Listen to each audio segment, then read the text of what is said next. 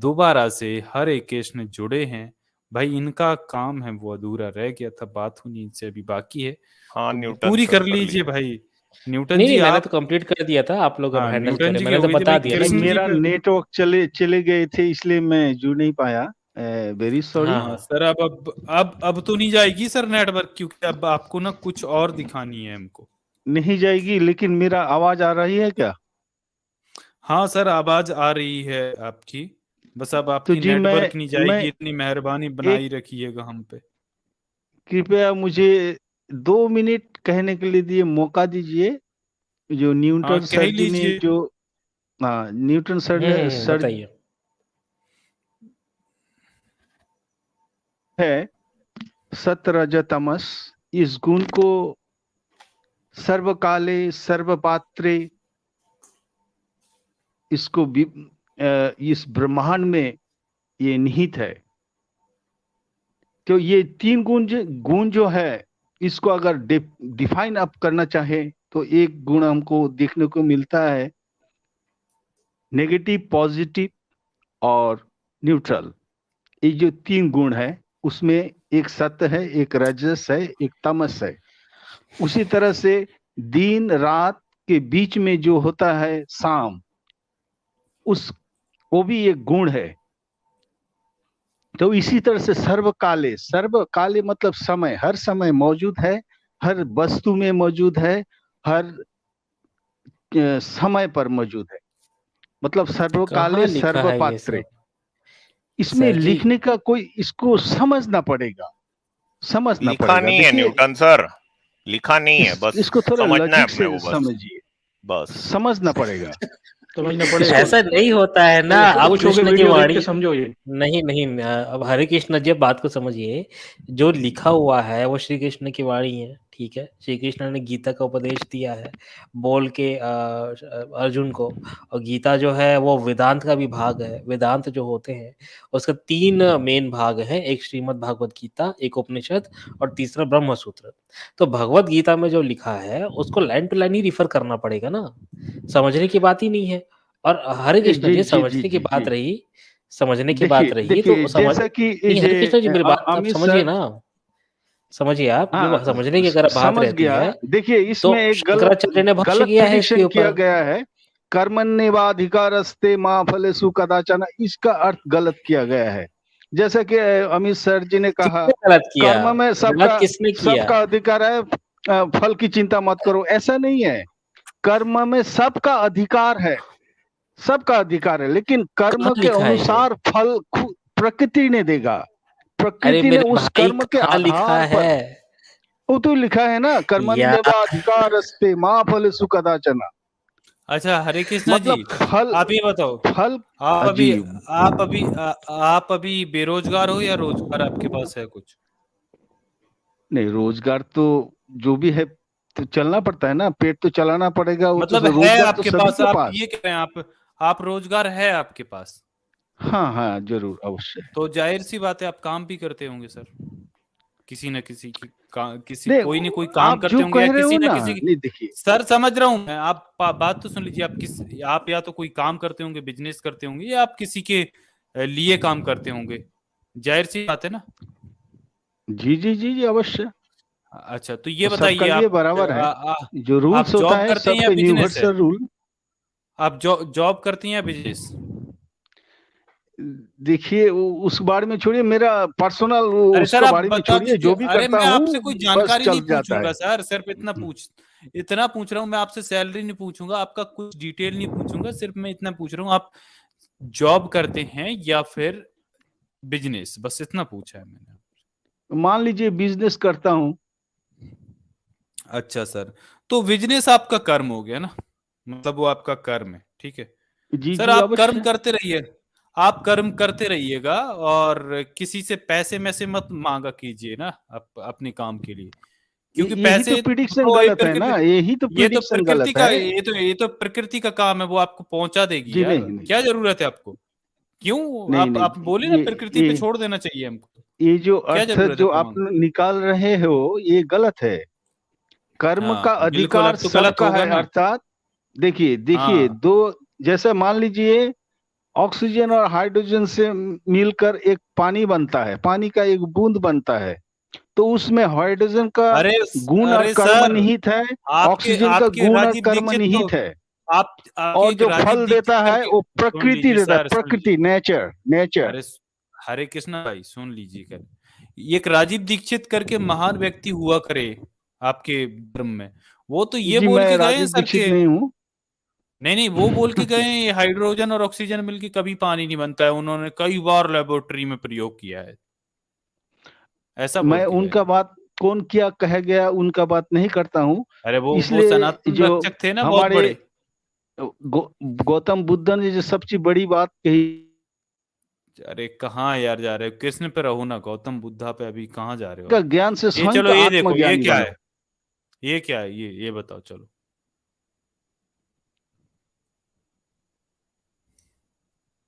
ये जो है ये क्या, ये कौन सा कर्म है? ये जो है इसको लॉ ऑफ अट्रैक्शन इसमें निहित है, लेकिन इसको समझना पड़ेगा। लॉ ऑफ अट्रैक्शन, कौन सा समझाए क्या अट्रैक्शन? अभी? देखिए इसमें लॉ ऑफ अट्रैक्शन का जो है नाड़ी Attraction. पुरुष का, नाड़ी पुरुष नाड़ी और पुरुष का जो अट्रैक्शन होता है ना, अटैक्शन मतलब होता है, हाँ अटैक्शन हाँ, होता है, हाँ, हाँ तो अटैक्शन होता है, वो चीज इसमें निहित है जो नीत है, हाँ। हाँ। तो देखिए इसको छोड़िए ना, इसको सर लॉ छोड़िए। ऑफ अटैक्शन बताइए आप तो, लॉ ऑफ अटैक्शन क्या होता है सर?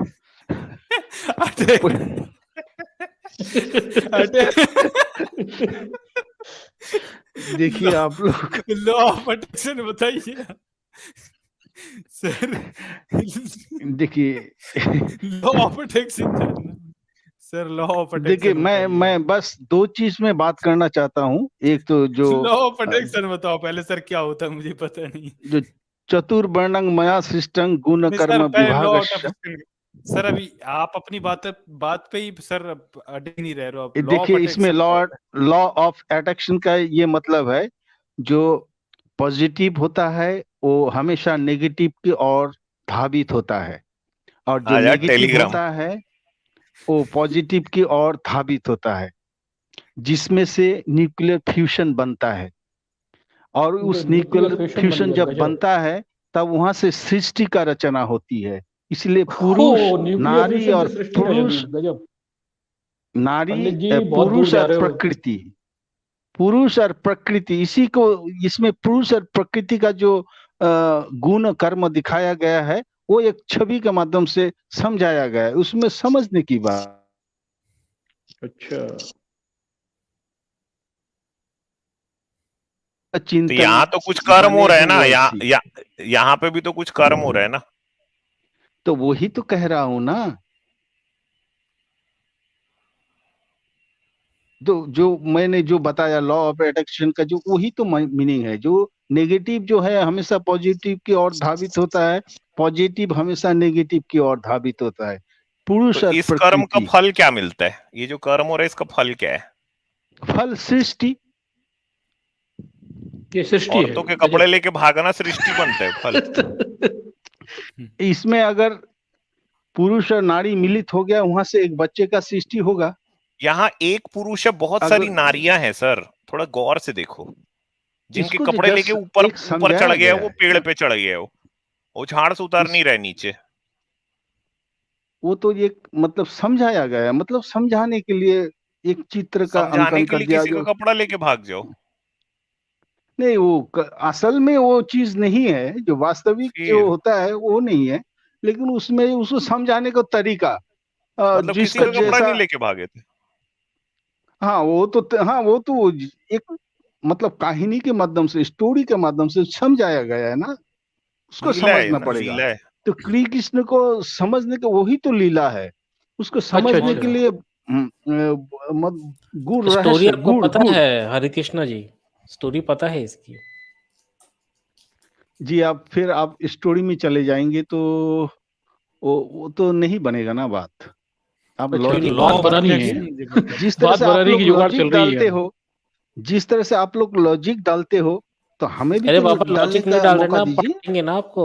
साहब इन्हें भी लॉजिक हम लोग किताबों से पढ़ाएंगे ना, मेरा कोई लॉजिक है ही नहीं। नहीं यहाँ पर। आप जो आपका जो स्ट्रीम का जो आप जो थंबनेल दिया है उसमें आ जाइए ना, चतुर्वर्ण मया शिष्टं गुण कर्म विभागस्य। हाँ तो उसी में आ गुण जाते क्या है ये बताइए हाँ, ना, मैं चलो तो उस पर तो बात कर रहा हूँ चलो मैं। उसी चलिए में गुण बताते बताइए हैं। क्या होता है।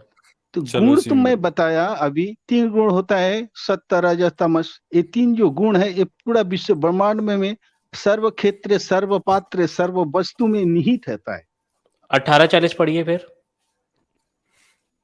नहीं, जैसा मनुस्मृति भी कि खोलिएगा ना, न्यूटन जी मनुस्मृति खोलते हैं, चलो इनके लिए। हाँ नहीं नहीं, मनुस्मृति गीता मनुस्मृति पे वो बात कर लोग लेते हैं, फिर मत मनुस्मृति पे खोलिए, आ जाते हैं।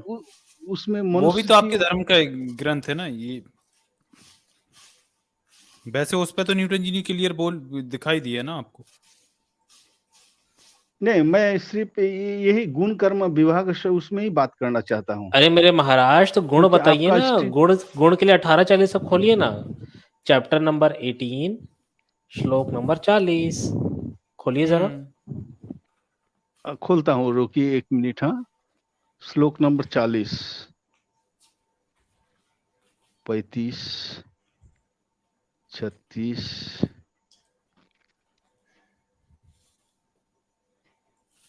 42, 40। न तदन्ति पृथिव्यां वा दिवि देवेषु वा पुनः स्वतं प्रकृति जैम मुक्तं यदेवीह स्थान प्रिभिड गुणै। ठीक है, क्या लिखा है इसमें? पृथ्वी मैं में, इस जो रुकिए, मैं धरती स्क्रीन में शेयर कर देता हूँ। सर्ग अथवा हाँ पढ़िए देवतादि, जिसमें प्राणी या वस्तु, ऐसा कोई वस्तु या प्राणी नहीं है जिसमें प्रकृति जात स्वतादि गुण होने से मुक्त होता है। मतलब हाँ ये जो है हाँ, इसमें ये लिखा है पृथ्वी में ऐसा पृथ्वी। कोई सर्ग अथवा, सर्ग का मतलब ये स्पेस होता है, स्पेस। सर्ग का मतलब आप क्या समझते हो मुझे पता नहीं। अरे बाबा, सर्ग मैं का आपके सामने मतलब खोल के स्पेस। रखा है ना मैंने, ये देखिए ना क्या लिखा हुआ है। देखिए, पृथ्वी में या आकाश में अथवा देवताओं में तथा इनके सिवा, ठीक है, इनको छोड़ देंगे हम, पृथ्वी आकाश और देवता, इनको छोड़कर कोई भी ऐसा सत्व नहीं है जो प्रकृति से उत्पन्न इन 3 गुणों से रहित हो। ठीक है, तो यहाँ पर ये लिखा है कि देवता पृथ्वी और आकाश को छोड़ देते हैं, उसके अलावा इस धरती में जितनी भी चीजें हैं वो इन 3 गुणों से बनी हुई है। सही है, मैं सही बोल रहा हूँ? बिल्कुल सही बात। अब 41 और पे आते हैं। इसमें कोई भूल नहीं है। अरे मैं अब तो वही 41 कह में रहा हूँ ना कि ना, ब्रह्मांड में जितना भी अरे वस्तु 41 पे सर्वकाले तो आ जाओ, 41 पे आते हैं। 41, हाँ बोलिए। 41 में आते हैं। अब समझ गए ना, 40 समझ गए ना, 41 में आते हैं अपन। अध्याय ब्राह्मण क्षत्रिय चैप्टर 18। सूर्यांच परंतप कर्माणि प्रविभक्तानि स्वभाव प्रभवै गुणस्य। हाँ पढ़िए जरा, क्या लिखा है? हे परमंतप, ब्राह्मण क्षत्रिय वैश्य व शूद्रादि कर्म सकल स्वभाव जात गुणानुसार पृथक पृथक विभक्त हुआ है। तो इसमें कौन सा गलत है? तो सही बात है। हाँ, तो ये देखिए ना क्या लिखा है। पहले श्लोक में क्या लिखा है कि गुण जो है, 3 गुण जो है वो सभी जीवों में आता है। ठीक है, अब क्या लिखा है देखिए, आता है। हे परतम, ठीक है, गुण की बात यहाँ प्रधान है। ये आप देखिए, आप, हे परतप, ब्राह्मण क्षत्रिय और वैश्य के तथा शूद्रों के कर्म स्वभाव से उत्पन्न गुणों द्वारा विभक्त किए गए हैं। ये देखिए, ध्यान से देखिएगा आप, ब्राह्मण, ये देखिए, ब्राह्मण क्षत्रिय और वैश्यों के, ठीक है, तथा शूद्रों के कर्म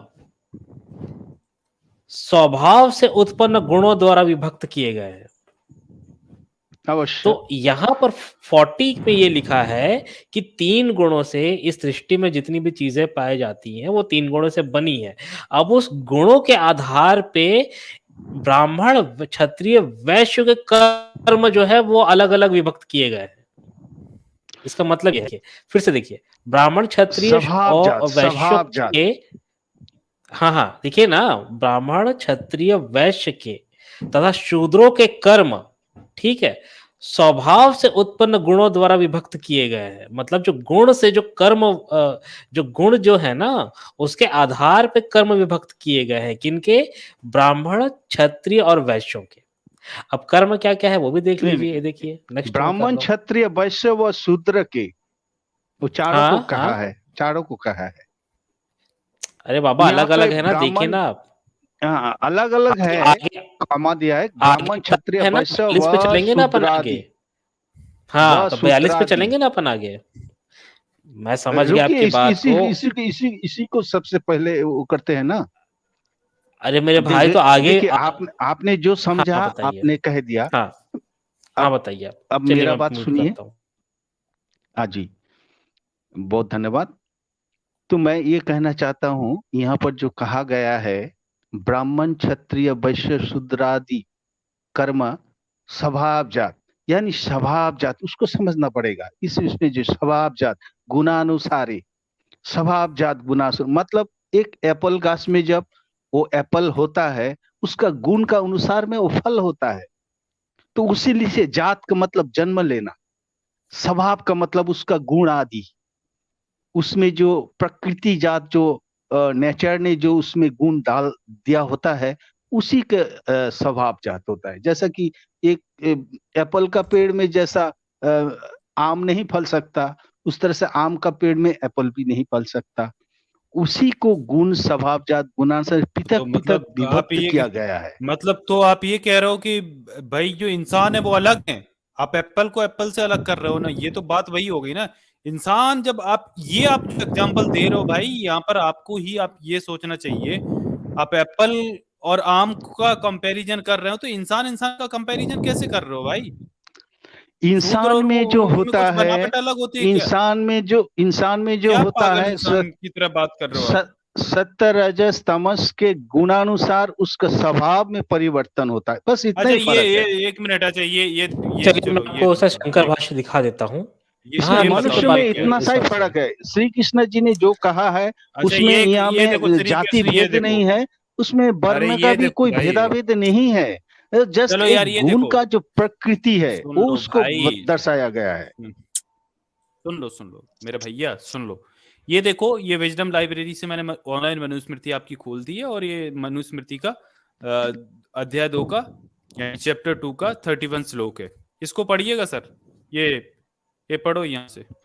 देखिए, मनुस्मृति, उसमें उसका जो भाष्य है या उसमें जो लिखा हुआ है, उसमें से थोड़ा ये गीता में नहीं मिल सकता है, क्योंकि तो मतलब ठीक है आप ना, ये कहते अगर हो जी गीता पे मनुस्मृति आपके बात कर धर्म लेते हैं ग्रंथ ना। नहीं है? मनुस्मृति आपका धर्म ग्रंथ नहीं है?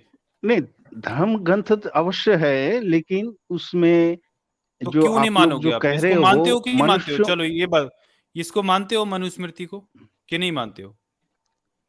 देखिए, मनुस्मृति जो श्रीमद् भागवत पुराण है, ये जो मद् भागवत गीता अभी जो हम लोग पाठ खोल रहे हैं, जो इसमें लिखा हुआ है, उसके आधार पर हम उसको प्रिडिक्शन करेंगे, डेफिनेशन, उसका जो मतलब, जो नहीं, सही मनुस्मृति अर्थ आपका धर्म ग्रंथ भावार्थ। है कि नहीं है, ये बताओ। इसकी बातें नहीं, वो तो मनुस्मृति धर्म में ग्रंथ बातें तो लिखी है, सही, अवश्य है। तो ये बताओ मनुस्मृति में लिखी बातें सही हैं या गलत हैं, ये बताओ पहले। जी, मैं मनुस्मृति को अध्ययन नहीं किया, इसलिए मैं उसमें नहीं बोल सकता। हो सकता हाँ है तो कुछ चलो मैं अध्ययन करवा रहा हूँ, ये मनुस्मृति अध्याय 2 का 31वां श्लोक है, पढ़ो इसको। मंगलम ब्राह्मणस, ये पढ़ो ये यहाँ से, ये पढ़ने एक में दिक्कत सेकंड में क्या हो रही इसको है? थोड़ा मंगलम जूम करता हूँ।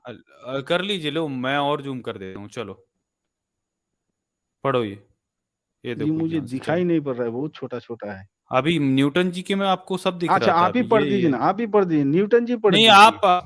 आप पढ़िए ना, आप खुद पढ़ लीजिए ना सर, आप खुद पढ़ो, चलो। मेरे ये दिख मुझसे रहा होगा मुझसे आपको दिखाई नहीं पड़ रहा है, बहुत छोटा लग रहा है। सर, पूरा स्क्रीन पे जूम मैग्नीफाई कर दिया ग्लास है लेना पड़ेगा, मैग्नीफाई ग्लास लेना पड़ेगा। एक सेकंड। मैग्नीफाई ग्लास नहीं होता, मैग्नीफाई चलिए मैं इनको बता देता हूँ ताकि सब देखिए। इसमें ये लिखा हुआ है अरे मनुस्मृति के 2:31 में कि ये जो नाम होता है वो ब्राह्मण का मंगल सूचक, क्षत्रिय का बल सूचक और वैश्य का धन सूचक और क्षत्रिय का निंदा सूचक होना चाहिए। ये मनुस्मृति के 2:31 में लिखा हुआ ये है। बच्चा पैदा और होने पे बात हो रही है ना? हाँ, ये बच्चा पैदा होने पे जो नाम संस्कार होता है, और ये जो है विशुद्ध मनुस्मृति में भी इस श्लोक को सही माना गया है। यहाँ पर ये बात हो रही है। अब बताओ, ये जब बच्चा पैदा होता है तो उसके किस गुण के आधार पर ये लिख दिया? क्योंकि किसी का नाम तो बचपन में ही रखा जाता है ना, तो इसमें लिखा है ब्राह्मण का मंगल सूचक, ठीक है, क्षत्रिय का बलवान, मतलब जिससे लगे कि हाँ वो बल है, बल सूचक होना चाहिए, और वैश्य है तो उसका धन संयुक्त, मतलब इसमें धन वैभव झलकना चाहिए, और जो शूद्र है ना उसका भाई दासयुक्त या फिर जो विरोधी, जो घृणित हो, इस तरीके का नाम होना चाहिए। तो ये क्या है ये देखिए जिसमें से इसमें दासत्व झलकना चाहिए? ये ऐसा क्यों बोला है इसमें? इंसान जब के कर्म बारे से में तो चेंज हो सभी रहा का है, तो जब चेंज हो ही रहा है आपका, तो बच्चे का कौन सा है? इसी तरीके से आपकी मनुस्मृति ये भी कहती है कि जो ब्राह्मण का है उसका जनेऊ आई थिंक 6 साल में करना चाहिए, क्षत्रिय का 8 साल में, और वैश्य का 11 साल में, और शूद्र के जनेऊ के बारे में लिखा नहीं। तो 6 साल का बच्चा किस आधार पर उसका जनेऊ किया जा रहा है? 8 साल का, 6 साल का किस कर्म के आधार पर उसका जनेऊ कर रहे हो? 6-8 साल का कौन सा कर्म करने लगता है ऐसा जिससे आप ये डिफाइन कर लेते हो कि ये बच्चे का ये आगे चल के क्या काम करेगा? इसमें मैं यही कहना चाहूंगा कि क्या कहना चाहेंगे जो इसमें?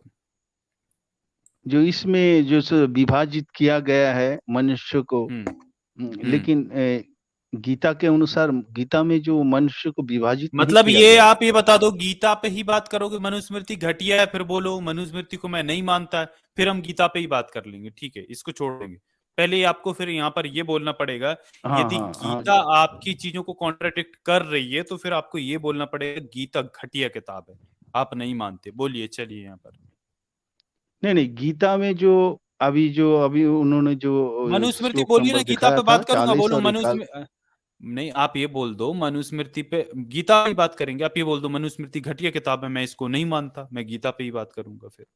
चलो बोलो पहले। आपने जिस श्लोक को अभी दर्शाया है, इसका गुर रहस्य को समझना पड़ेगा। मुझे अभी ये अब समझ यहाँ में पर नहीं आ सामने रहा दिख है। रहा है, फिर भी समझना पड़ेगा, फिर भी समझना पड़ेगा। उसमें अजी क्लियर ये उसको लिखा है कि जो उसमें क्लियर लिखा है कि ब्राह्मण का जो नाम है वो मंगल सूचक होना चाहिए, ठीक है, और क्षत्रिय का बल सूचक होना चाहिए, वैश्य का धन सूचक होना चाहिए, और शूद्र का दास सूचक होना चाहिए।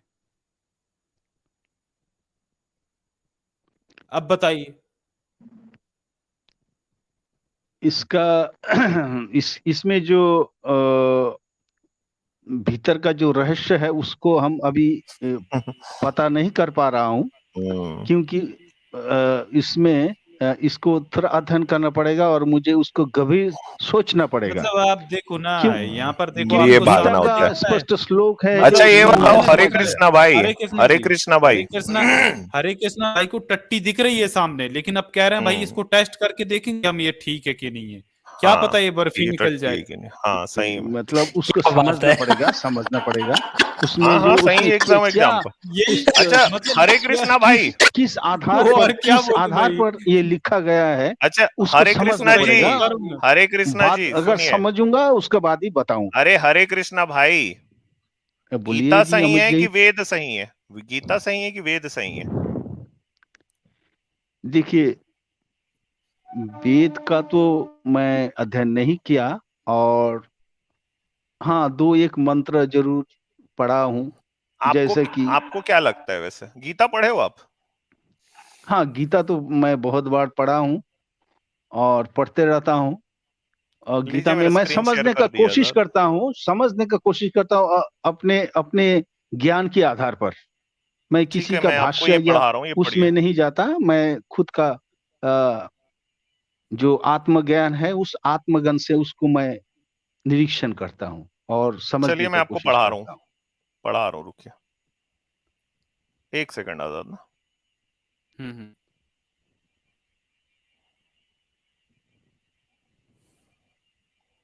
गीता का ही पढ़ाइएगा, दूसरा कुछ मत गीता का ही जाइए पढ़ा रहा हूँ, किधर। गीता का ही पढ़ा गीता रहा का ही हूँ, लीजिए पढ़िएगा शेयर भाई कर दी, साहब। गीता का ही पढ़ा रहा हूँ। श्लोक नंबर बताइए।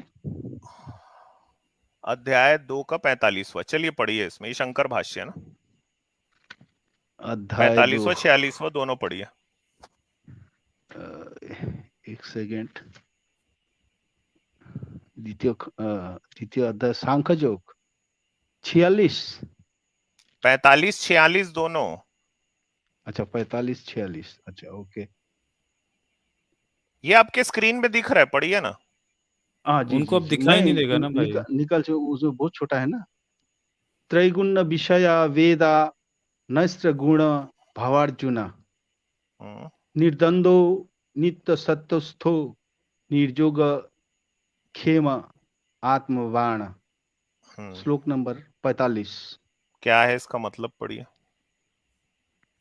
वो कह रहा है, हे अर्जुन, वेद समूह त्रैगुण विषयक आपने जो त्रैगुण होंगे।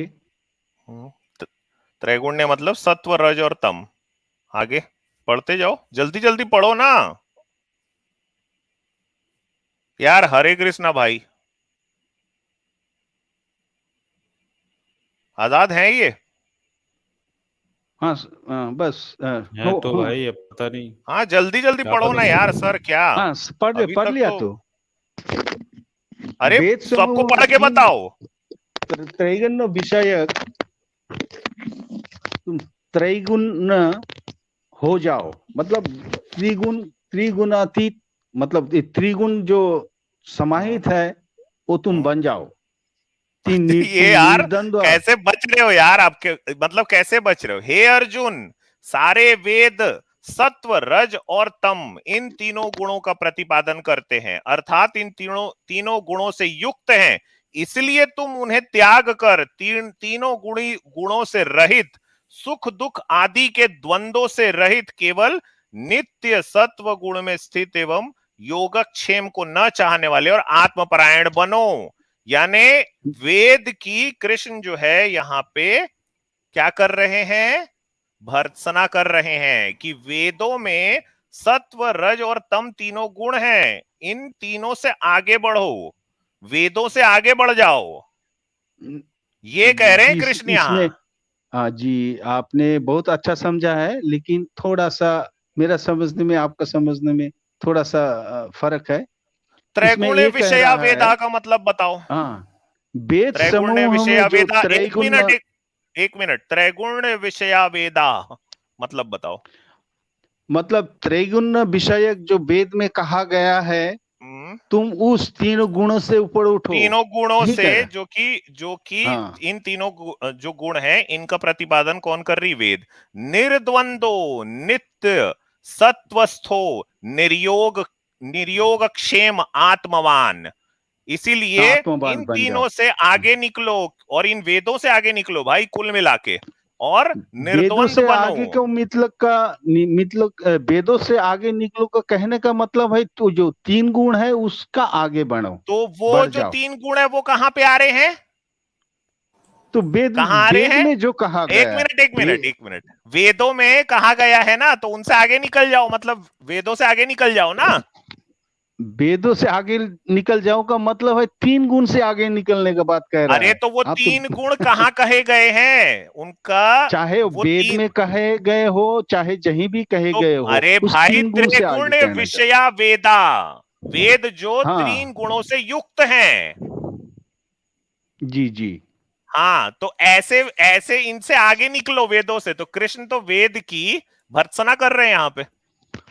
तो श्री कृष्ण जी ने यही तो कह रहा है ना कि कर रहे हैं कि नहीं? जब, हाँ कि ना, हाँ कि ना, बस बोलो, कर रहे हैं। हाँ हाँ कर रहा है। तो ये लो भाई, तो इनके उसमें कृष्ण जो है, देखिए ये वेद की भर्त्सना कर रहे हैं ना, देखिए दोस्तों। नहीं, वेद का भर्त्सना करने की बात नहीं है। जिस तरह से साइंस रिसर्च कर करते रहे करते हैं एक यार।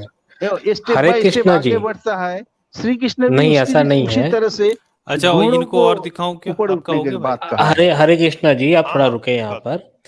क्या आपने भाई चलो यार, शंकर ये भी भाष्य देखो, पढ़ा है गीता आप का? क्या यार, मतलब क्या जस्टिफाई करोगे? देखो आपका जाति आप कहां तक बचाओगे?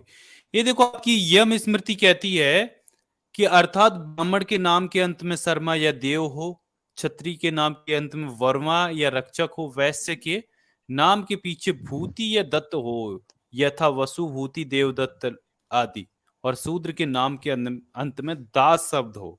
देखिए, और यही आपकी विष्णु पुराण भी कहती है, अर्थात ब्राह्मण के नाम के अंत में शर्मा हो, क्षत्रिय के वर्मा, वैश्य के गुप्त और शूद्र के में दास हो।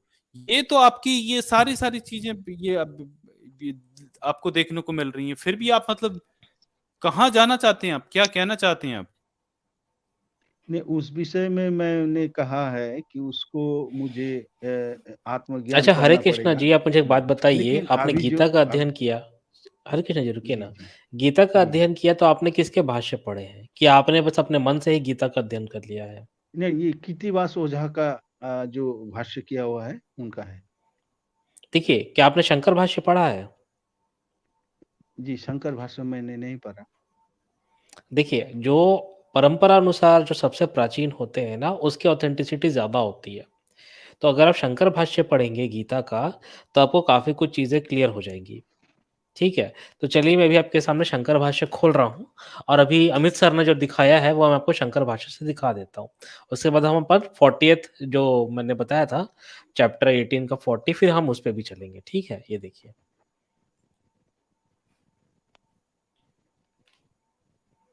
ये शंकर भाष्य है। ये देखिए आप, श्रीमद् भागवत गीता शंकर भाष्य, गीता प्रेस गोरखपुर। ठीक है? तो ये अभी आप देखिए, 2 चैप्टर न्यूटन सर, द्वितीय इसमें ना अध्याय है। 2 का 53 भी 36। खोलिएगा ना, 53 अच्छा, ये भी 30 खोलिएगा। 42 अभी कौन? 43 और फिर 53, 42 ओके, 43 ओके, खोलिए ओके। अभी। ओके, कितने अध्याय की? 42। ये ये 42 कह रहे हैं ना, ये वाला, ये अमीमा। तो इसमें ये लिखा 45, है। Sorry Newton sir, 45। Okay, okay, 45। कौन हाँ, सा हाँ, अध्याय था वो त्रैगुण। ये बता दीजिए। देखिए, ये देखिए, जो त्रैगुण वाली जो बात हो रही थी, ये देखिए क्या लिखा है यहाँ पर, ये देखिए, आपको दिख रहा होगा। तो ये लिखा है, वेद त्रैगुण्य विषयक है, अर्थात तीनों गुणों के कार्य रूप संसार को ही प्रकाशित करने वाले हैं, परंतु हे अर्जुन, तू असंसारी हो, निष्कामी हो। तो यहाँ पर साफ-साफ बता दिया है कि वेद जो है, वो त्रैगुण विषयक है, अर्थात तीनों गुणों के कार्य रूप संसार को ही प्रकाशित करने वाले हैं। तो वेद को यहाँ पर जो तीनों गुणों का जो प्रतिपादन करने की बात हो रही है, वो यहाँ पर वेदों को ही बताया गया है। ठीक है? अब ये देखिए, ये यहाँ पर 46 में भी यही बात आती है। ये देखिए,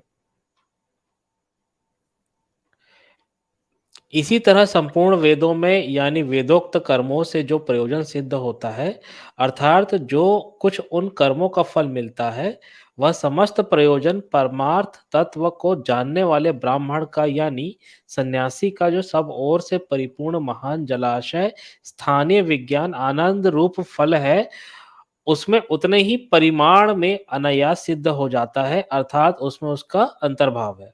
ठीक है? ये आगे लिखा है, सुंतरा यद्यपि कूप, तालाब आदि छोटे जलाशयों की भांति कर्म अल्प फल देने वाले हैं, तो भी ज्ञान निष्ठा अधिकार मिलने से पहले पहले कर्म अधिकारी को कर्म करना चाहिए। तो ये यहाँ पर ये जो बातें वही हो रही है कि इसमें अपने को 2 का वेदों 53 जो। सर, 53, अच्छा, 53 चलिए। 53 खोलना है। ओके। और एक दो मैं बता रहा हूँ ना उसको। 53, 2 71 का हो गया ना, 53। 2 का 53, 56, T3। हाँ, ये इसमें लिखा है, अनेक साध्य साधन और उसका संबंध बताने वाली श्रुतियों से विप विप्रतिपन्न, अर्थात नाना भावों को प्राप्त हुई श्रुति यानी विक्षिप्त वेद है हुई ना। तेरी बुद्धि। हाँ, हाँ, श्रुति यानी वेद है। हाँ, हाँ। हम्म, विक्षिप्त हुई तेरी बुद्धि जब समाधि में, यानी जिसका चित्त का समाधान किया जाए, वह समाधि है। इस व्युत्पत्ति से आत्मा का नाम समाधि है, उसमें अचल और दृढ़ स्थिर हो जाएगी, यानी विक्षेप रूप चलन से और विकल्प से रहित होकर स्थिर हो जाएगी। तब तो योग को प्राप्त होगा, अर्थात विवेक जनित बुद्धि रूप समाधि निष्ठा को पावेगा। अब 9 का 20 चलिए। बहुत अच्छा 9 का। बात है, ये तो इसमें कोई खराब बात तो नहीं है। अरे नहीं तो तो ये तो वेद के अगेंस्ट है भाई ना। वेदों की आलोचना कर रहे हैं ना कृष्ण हाँ, यहाँ पे। वेद के अगेंस्ट है ये। नहीं, आलोचना नहीं किया, वो गुणों से अतीत उठने को कहा है। नहीं, वेदों यार को ये छोड़ने की बात कैसे है यार, यहाँ ये पर। क्या है भाई, इनको तो डायरेक्टली दिखाया जा रहा है कि पढ़ के, ये शंकर और भाष्य हम है यहाँ ये से तो। निकाल के दिखा रहे हैं भाई। 9 इसमें का तो कहा 20 और गया है ना कि 21। वेद में जो 3 गुण का बात सुनो, ये किया सुन लो, गया ये है। सुन लो, ये सुनो, ये सुनो, अब इसको सुनो ना, फिर बताना। ये देखिए, ऋक, यजु और साम, इन 3 वेदों को जानने वाले सोम रस का पान करने वाले और पाप रहित हुए, अर्थात सोम रस का पान करने से जिसके पाप नष्ट हो गए हैं, अरे बाप रे, ऐसे सकाम पुरुष वसु आदि देवों के रूप में स्थित मुझ परमात्मा का अग्निष्टोमादि यज्ञों द्वारा पूजन करके स्वर्ग प्राप्ति की इच्छा करते हैं। वे अपने पुण्य के फल स्वरूप इंद्र के स्थान को पाकर स्वर्ग में देवताओं के दिव्य भोगों को भोगते हैं, अर्थात देवताओं के जो स्वर्ग में होने वाले अप्राप्त भोग हैं उनको भोगते हैं। अप्राकृत, अच्छा, अप्राकृत, अप्राकृत, हाँ, हाँ। अप्राकृत भोग है उसको भोगते हैं। ओके, अच्छा, यार ये भी यहाँ पे कमाल है। कृष्ण ने कहा कि भाई जो वेद है इसको हम्म, पढ़ते हैं ताकि वो स्वर्ग जा सके। अब इसी के नीचे में आप चलिए 21 में ही सर। हाँ, 21 में और लिखा वे ऐसे उस जो लोग वेद को पढ़ते हैं वो स्वर्ग जाते हैं, लेकिन ऐसे लोगों का क्या होता है ये कृष्ण इसमें बता रहे हैं। जी पढ़िए सर। वे उस विशाल विस्तृत स्वर्ग लोक को भोग चुकने पर, पुण्यों का क्षय हो जाने पर इस मृत्यु लोक में लौट आते हैं। अच्छा, ये बात है। मतलब आप स्वर्ग गए पढ़ने के बाद, उसके बाद वहां पर आपका वहां पर पुण्य खत्म हो गया, भोग हो गया कंप्लीट, उसके बाद आप जन्म मृत्यु का चक्र चलता रहता है, मतलब आगे पढ़िए ना सर। उपयुक्त प्रकार से केवल वैदिक कर्मों का आश्रय लेने वाले काम कामी विषय वासना युक्त मनुष्य बारंबार आवागमन को ही प्राप्त होते रहते हैं, अर्थात जाते हैं और लौट आते हैं। इस प्रकार बार बार आवागमन को ही प्राप्त होते हैं, कहीं भी स्वतंत्रता का लाभ नहीं करते। अरे ये तो यहाँ पर क्रिटिसाइज कर रहे लो हैं। भाई, क्यों भाई, ये देखो हरे कृष्णा भाई, लो यहाँ तो डायरेक्टली कृष्ण कह रहे हैं कि जो लोग वेद को पढ़ते हैं वो जीवन मृत्यु के चक्र से मुक्त हो ही नहीं पाते। अब हाँ, बताओ। तो क्रिटिसाइज कर रहे हैं। और शंकर भाष्य है, जी, मतलब उसका इसके आगे आपको संदर्भ सोचना कुछ ही नहीं दिया है। गया होगा, हाँ, उसमें कुछ संदर्भ होगा। अरे जो भाई ये मतलब सामने, अच्छा एक काम करो ना, आपके पास भी वही है। नहीं जी, मेरे पास गीता है। अरे तो हम भी गीता ही ये पढ़ भी रहे गीता भाई। ही है। और कौन सा श्लोक पढ़ रहे हैं वो बताइए। 9 का 20 और 21।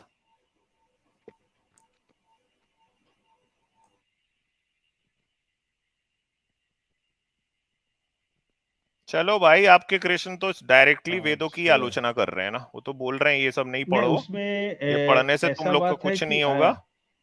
आलोचना का बात भी नहीं है, मतलब देखिए यार इनको ज्ञान और सामने में आजाद, मैंने पहली बार कोई इंसान ऐसा देखा हम्म, है कि सामने में एक आदमी को खड़ा किया गया है इनके, ये कह रहे हैं है ही नहीं वो आदमी मेरे सामने। नहीं, आदमी वही है, तो दिक्कत है इनकी। आदमी तो यहाँ है। आपके लेकिन सामने मानेंगे कृष्ण जो नहीं। है आलोचना कर रहे हैं, आप उसको मान ही नहीं रहे हो। देखिए, जब किसी भी रिसर्च होता है तो ये देखो रिसर्च भाई, का रिसर्च मतलब में आ ये है गया। ना, स्टेप बाय स्टेप जाता है तो ना। तो जैसा कि अभी अवतार गुरु परंपरा अवतार लोग आ रहे हैं। अभी हमारे देश में देखिए कितने सारे धर्म गुरु अरे है। भाई इसका बताओ, कृष्ण वेदों की आलोचना क्यों कर रहे हैं ये बताओ। मेरे को देश की इस हालात नहीं जानने भाई, मैं जानता हूं। आलोचना का बात नहीं है उसमें, यहां नहीं किया आलोचना कृष्ण। वो समझने की बात है ना उसमें। चलिए टाटा। अरे मुझे एक प्रश्न पूछना है सर इनसे। जी जी। हाँ पूछ जी सर। हाँ हाँ पंडित जी, तो आप कह रहे हैं कि वर्ण का निर्माण कर्म के आधार पे किया गया है, वर्ण व्यवस्था कर्म के आधार पे, यही दावा है क्या आपका? अच्छा, चतुर्वर्णं मया सृष्टं गुण अरे तो कर्म आप विभाग। वर्णों का निर्माण कर्म के आधार पे किया गया, यही दावा है क्या आपका? आप बहुत देर नहीं से बातें देखिए, घुमा रहे हैं, साफ हाँ बात जी करिए। जी, हाँ साफ यही बात दावा है करता आपका? हूँ। नहीं सुनिए ना, हम्म। जो आप जिस वर्ण का बात कर रहे हैं, जो मनुष्य में विभाजित किया गया है, ब्राह्मण जो क्षत्रिय जाति, वैश्य शूद्र 4 वर्ण होते हैं। इन वर्णों का निर्माण हम कहते हैं कि ये जन्म के आधार पे है, और आप कह रहे हैं कर्म के आधार पे है, यही बात है क्या? जी इसे गुण कर्म विभाग से कर्म अरे के आप आधार हाँ पर। या ना में बोलिए, क्या आप यही दावा हाँ कर रहे हैं क्या कि वर्ण कर्म हाँ के आधार पे बने हैं? कर्म के आधार पर बना यही है। दावा है आपका? हाँ या ना बोलिए आप। हाँ हाँ ये कर्म के हाँ, आधार तो पर, अब मेरा प्रश्न, आप इसमें मेरे गीता में यही प्रश्न को, लिखा है।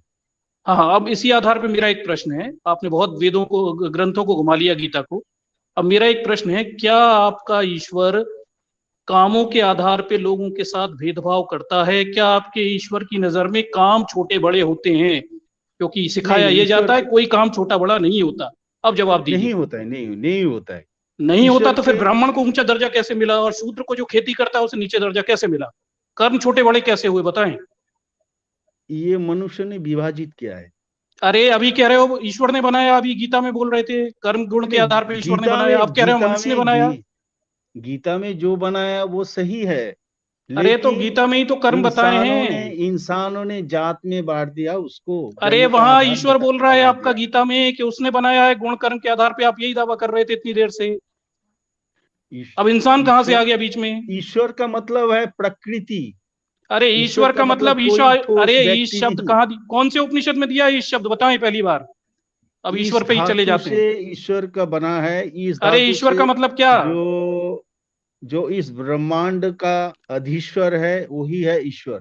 मतलब हाँ तो वही, ईश्वर का अरे वो मतलब है नहीं है, वो छोड़िए, वो ईशा उपनिषद में ईश्वर की अलग परिभाषा दी हुई है, वो छोड़िए, आप इधर पे आइए वापस।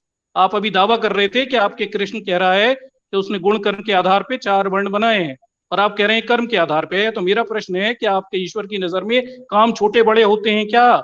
जो ब्राह्मण के काम को नहीं उसने नहीं महत्वपूर्ण मान लिया और शूद्र के नहीं काम नहीं को नहीं छोटा मान नहीं इस लिया, क्या ये कोई आपका काम ईश्वर छोटा बड़ा भेदभाव नहीं करता है? होता है। नहीं ईश्वर होता तो फिर किसी से कर्म के आधार पे भेदभाव नहीं नहीं हुआ। करता है। जब ईश्वर अगर ईश्वर कर्म के भेदभाव आधार पे करता भेदभाव नहीं करता तो काम छोटे कैसे बड़े हो गए? शूद्र का काम छोटा कैसे हुआ, ये बताएं। हाँ देखिए मैं बताता हूँ। हम्म। देखिए आपको हवा मिलता है, अरे ये गप्पे नहीं सुननी मुझे, मुझे बहुत आती हैं गप्पे बनाना। हवा पानी शूद्र का जो कि काम जो लोगों की सेवा करता है वो छोटा कैसे? मेरा नाली बात तो साफ करना सुनिए। छोटा कैसे? और मंदिर में बैठ के लोगों को उल्लू बनाना बड़ा काम कैसे हो गया, ये बताएं। नहीं वो ब्राह्मण तो का कर्म गलत बड़ा है। वो कैसे जो और शूद्र का छोटा इंसानों कैसे, ये में जो बताएं। विभाजित किया है वो गलत।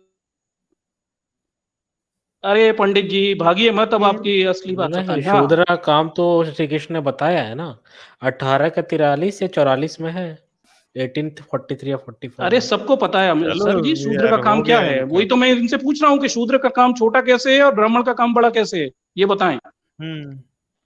अगर भगवान भेदभाव ही नहीं करता काम के आधार पे, इनका भगवान बड़ा झूठा है। वो कामों के आधार पे लोगों को छोटा बड़ा मानता है, जबकि अब सब जानते हैं कि काम छोटे बड़े नहीं होते। हाँ पंडित नहीं जी बोलिए। काम कभी छोटा बड़ा नहीं होता है। अरे तो आप ही तो और कह रहे हैं कर्म के आधार पे बढ़ाया उसने वर्ण व्यवस्था, ब्राह्मण बड़ा हो गया वर्ण व्यवस्था में, श्रेष्ठ हो गया क्योंकि वो शिक्षा का काम करता है। शूद्र उसमें छोटा हो गुण गया कर्म क्योंकि वो खेती का काम देखिए करता है चतुर्वर्ण या जूतों की, लोगों मया की सेवा तिष्ठन् करता है। गुण कर्म विभागस्य। अरे ये गप्पे गुण मत बताएं, सीधी बात करिए, मत करिए वो गप्पेबाजी की बात, गुण कर्म फलाना ढिकाना, 1 घंटे से आप बहस कर रहे हैं। असली बात ये तो बताइए गुण कि ही आपके प्रधान भगवान है ने ना। शूद्र बोल को रहा हूँ छोटा ना। क्यों बनाया? शूद्र छोटा आप क्यों है, इस ये बताएं। शूद्र क्यों छोटा है? वो सबसे बड़ा है। कहाँ लिखा है बड़ा? क्योंकि वो तो कह रहा है छोटा है आपके उसमें। क्योंकि अभी पढ़ रहे थे आप। शूद्र ही तो पूरा शरीर को लेके चलता है। अगर अरे शूद्र ये नहीं गप्पे होगा कहीं तो बातें और किसी को बताएं। शूद्र हाँ, छोटा है, नाली हम साफ लोग करता है, पूरी दुनिया जानती है प्रणाम आपके भगवान ने प्रणाम बनाया। करता है। शूद्र के कर्म दिए हैं गीता में। न्यूटन जी बताएं कर्म क्या है, देखिए जरा इन्हें बता दें। शूद्र नहीं, हाँ हाँ, मैं शूद्र अभी सबसे शेयर छोटा कर है, तो देता कल हूँ। से ब्राह्मणों को भेजो नाली साफ करने, फिर शूद्र को देखिए बिठाओ ब्राह्मणों ये की जगह पर। सुविधावादी लोगों ने इसको अरे आप हो इंसानों में सुविधावादी, विभाजित कर गप्पेबाजी कर दिया। रहे हो यहाँ ये पे, यार सबको पता है शूद्र छोटा है। आपके गोल पिताजी मोल शूद्र मत थे क्या? घुमाओ यार अब। पंडित जी शूद्र आपके कभी पिताजी छोटे शूद्र थे क्या, नहीं बताएं। होते, आपके क्योंकि पिताजी शूद्र शूद्र थे क्या? कोई भी शूद्र नहीं होता है। तीनों कर्म गुण जो है सबके मैंने पहले अरे ही कहा शूद्र ना। नहीं होता तो फिर चार वर्ण कहाँ से बन गए? शूद्र नहीं होता तो चार वर्ण कहाँ से बने? आप मेरे बात सुनते ही नहीं। ये कंफ्यूज हो अरे रहे हैं, आप रुकिए मैं गप्पे इनको देते बता हैं देता भाई, हूँ। आपकी बात सुनने का बात ही गप्पे नहीं, ही आप दे मुद्दे रहे की हैं बात ही नहीं यहाँ। करते, आप तो गप्पे देने लगते हैं इधर उधर की। ये देखिए, देखिए मैं ये ये कहना चाहता हूँ, मेरा बात पूरा साफ हरे कृष्णा जी, और ये क्लियर देखिए है। आप, चैप्टर आपका कोई 18 का क्लियर नहीं है, श्लोक आपकी नंबर केवल 40। गप्पे हैं, घुमा रहे हाँ, हैं ये जलेबी की देखिए, तरह बातें, मुद्दे पे बात नहीं करते चैप्टर आप। चैप्टर 18 का श्लोक नंबर 40 है, आप इसको थोड़ा ध्यान से आप देखिए क्या लिखा है। देखिए, क्रिया कारक और फल ही जिसका स्वरूप है, ऐसा यह संसार सत्व रज और तम इन 3 गुणों का ही विस्तार है। समझ पा रहे हैं आप इस चीज को? बहुत अच्छा, देखिए, एकदम बिल्कुल सही है। क्रिया कारक और फल ही जिसका स्वरूप है, ऐसा यह संसार सत्व रज और तम इन तीनों गुणों का ही विस्तार है। यानी ये जो 3 गुण से जो संसार बना है ना, उसी से ही क्रिया कारक और फल जो है उत्पन्न हुए हैं। तो आप उल्टा बता रहे हैं, आप कह रहे हैं कि कर्म से गुण बने हैं, ऐसा नहीं है।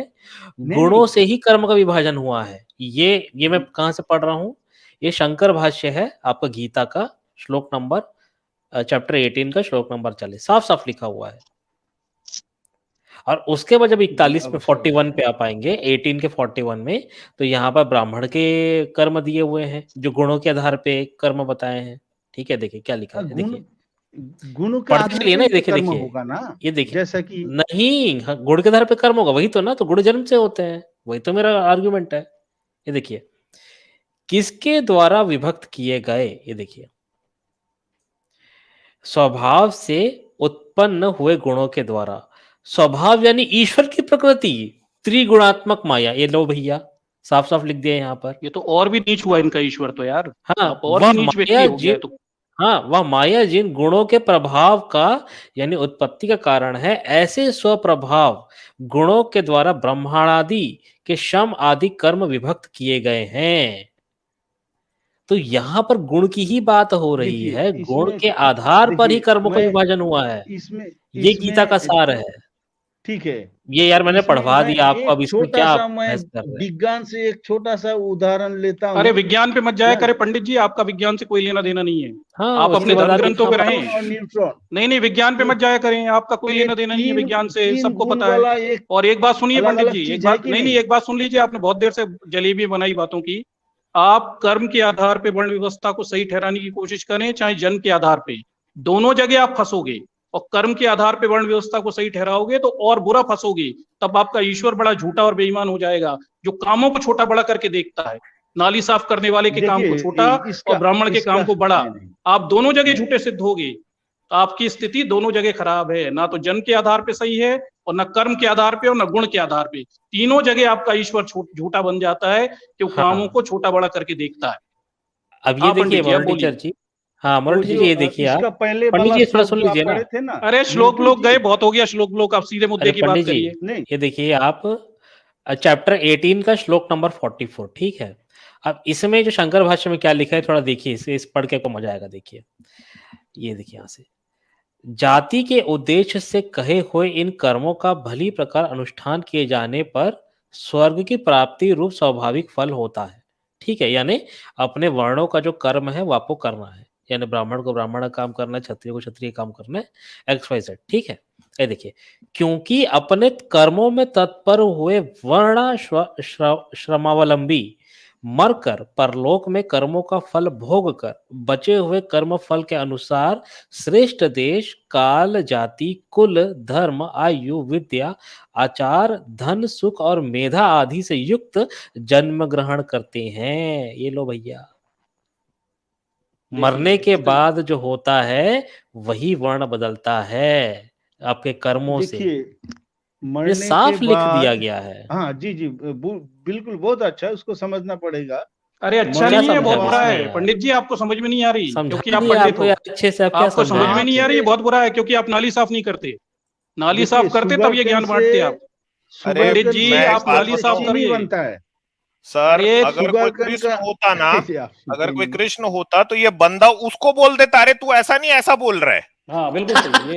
ये अपनी काल्पनिक दुनिया में रह रहे हैं, मतलब तीनों में आता है भाई, लेकिन महाटुन्नी होना, महाटुन्नी। चलो भाई, अरे बुद्ध को मत घसीटो इसमें, अत दीपो भवो और ये दीपो भवो। ठीक है, ये